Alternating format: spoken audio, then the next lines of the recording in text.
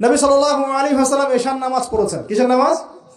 এশার নামাজ পড়ে কাবা ঘরের পাশে হাতিম আছে, কাবার হাতিম, হাতিমের উপর তিনি শুয়ে আছেন ডান কাত হয়ে। ডান কাতে শোয়া সুন্নত।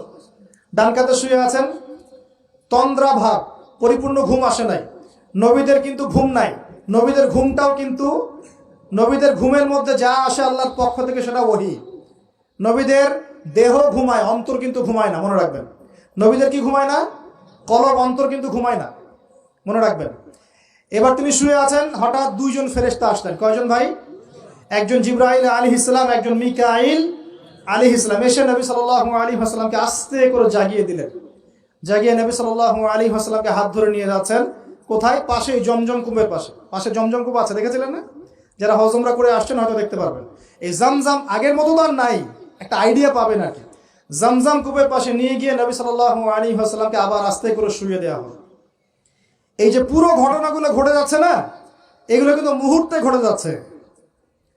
মানে এই পুরো বিশাল ঘটনা ঘটে যাওয়ার পর দেখা যাবে ওই অজুর পানি কেবল গড়িয়ে গড়িয়ে যাচ্ছে, এখনো শেষ হয়নি। মানে সময়কে নিয়ন্ত্রণ করে পৃথিবীর সময়ের ফ্রেম আর আল্লাহ পাকের টাইম ফ্রেম এক নয়। আল্লাহ পাকের টাইম ফ্রেম টোটালি ডিফারেন্ট, আমাদের টাইম ফ্রেম আলাদা, মনে থাকবে। এখানে কিন্তু অনেক নাস্তিক অনেক প্রশ্ন করতে পারে। এবার শুইয়ে দেওয়ার পর নবী সাল্লাল্লাহু আলাইহি ওয়াসাল্লামের বুকটাকে একদম এই গলার নিচ থেকে নিয়ে যেখানে লোম উঠে নাভি, এই নাভি পর্যন্ত চিরে দেওয়া হয়েছে জীবিত অবস্থাতেই, জীবিত অবস্থাতেই।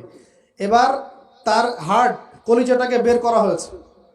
এই প্রথম ওপেন হার্ট সার্জারি নাম শুনেছেন কিনা? যে ওপেন হার্ট সার্জারি হচ্ছে। এবার এই কলিজাটাকে প্রথমে জমজমের পানি দিয়ে ধোয়া হয়েছে। কিসের পানি? জমজমের পানির মধ্যে শেফা আছে। যাদের অসুস্থতা আছে জমজমের পানিতে